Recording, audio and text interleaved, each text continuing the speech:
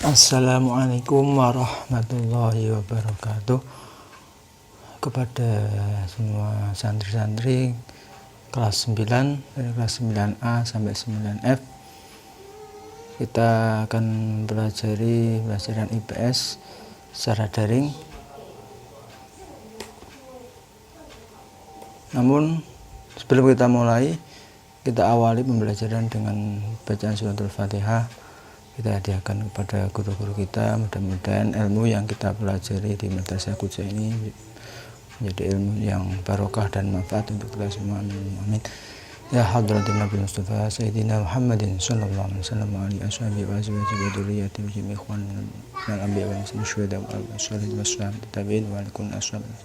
Thumma ila masyayikh Madrasah Qudza summa ki jiratin asnawi ki ma'ruf asnawi wa ki ya arif ki ma'ruf wasanillah asadi madrasah sabaquna iman qattasallahu sallallahu alaihi wasallam wa nafa'ana bima bi'ilmihim wa sirrul Fatihah. Bismillahirrahmanirrahim.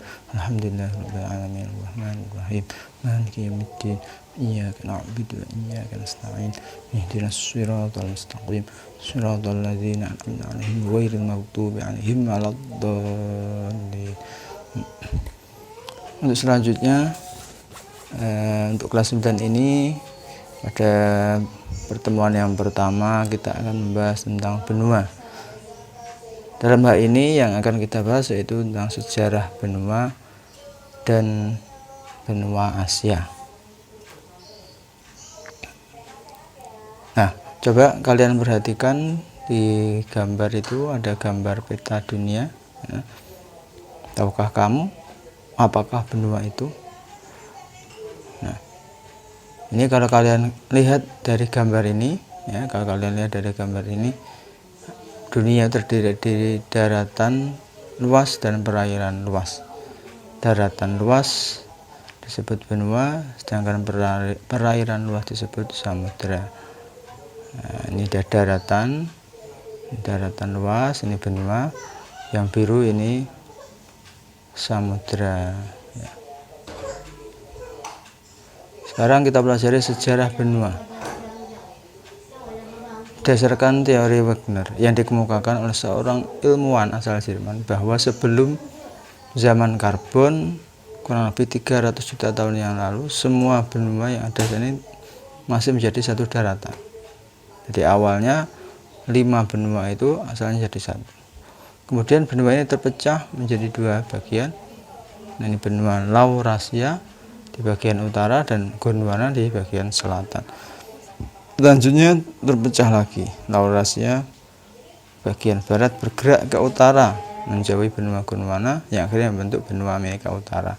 Sedangkan benua Gondwana di selatan terpecah menjadi beberapa benua.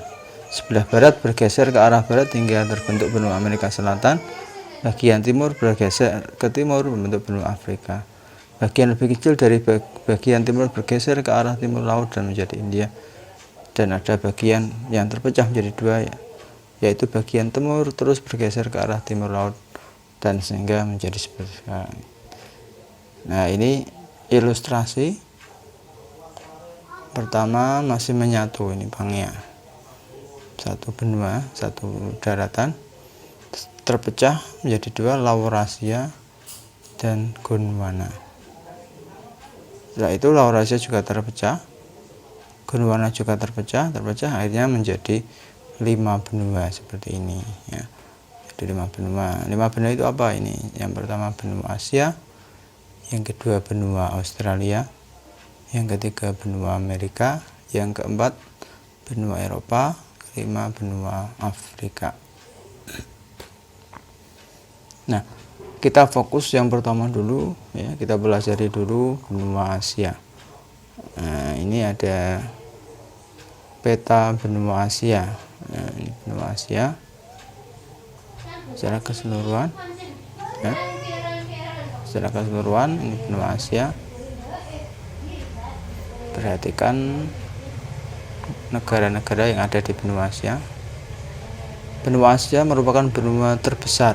Nah, dari kelima benua yang ada tadi, benua Asia itu benua yang terbesar. Luasnya 51.300.000 53.817 km persegi, benua terluas. Letak astronomisnya 11 derajat lintang selatan sampai 80 derajat lintang utara. Nah, ini berarti yang sebelah selatan hanya sedikit, hanya 11 derajat, sementara yang lintang utara sampai 80 derajat. Nah, berarti lebih banyak di sebelah utara. 26 derajat bujur timur sampai 170 derajat bujur barat. Letak benua Asia pada bumi bagian utara kecuali di bagian selatan Kepulauan Indonesia. Benua Asia memiliki semua iklim yang ada di semua wilayah di dunia. Bagian selatan beriklim tropis, bagian paling utara beriklim kutub utara, dan di antara keduanya ada yang beriklim sedang dan iklim subtropis. Benua Asia dibagi menjadi 5 bagian: Asia Timur, Asia Tenggara, Asia Tengah, Asia Barat, dan Asia Selatan. Ini peta Asia Timur ya, bisa diperhatikan petanya. Ini negara Cina, Jepang, Korea Selatan, Korea Utara, Mongolia, dan Taiwan. Bisa dilihat petanya, perhatikan negaranya masing-masing. Peta Asia Tenggara. Nah, ini sebenarnya sudah pernah kita pelajari di kelas 8. Nah, Asia Tenggara saya kira tidak asing lagi, negara-negara di wilayah Asia Tenggara. Asia Tengah. Nah, Asia Tengah ini yang ada warnanya ini ya, di peta ini yang ada warna ada Kazakhstan, Uzbekistan, Tajikistan, Kyrgyzstan, dan sebagainya. Ini banyak negara-negara pecahan Uni Soviet. Nah, ini di wilayah Asia Tengah. Asia Barat atau yang biasanya dikenal negara Timur Tengah, ya, ada Saudi Arabia, ada Yaman, Oman, Uni Emirat Arab, Qatar, Kuwait, Bahrain, Irak, Yordania, Israel, Syria, Iran, Turki. Ya, ini negara-negara di Asia Barat. Asia Selatan ini ada India, Bangladesh, Pakistan, Afghanistan, Sri Lanka, Maldives. Ini negara di Asia Selatan. Nah, untuk peninggalan bangunan bersejarah yang ada di Asia ini, karena di Asia ini lahirnya agama-agama di dunia, ya, agama-agama besar di dunia ini lahirnya di Asia.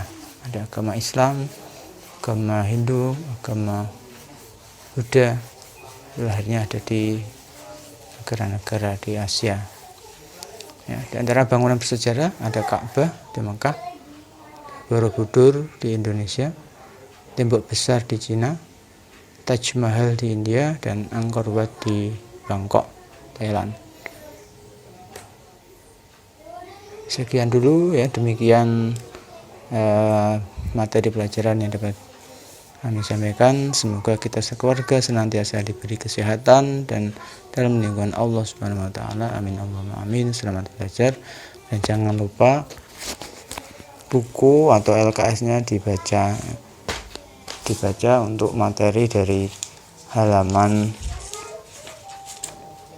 5 sampai halaman 11. Ya, selamat belajar. Cukup dari saya. Kurang lebih mohon maaf. Kami akhiri. Assalamualaikum warahmatullahi wabarakatuh.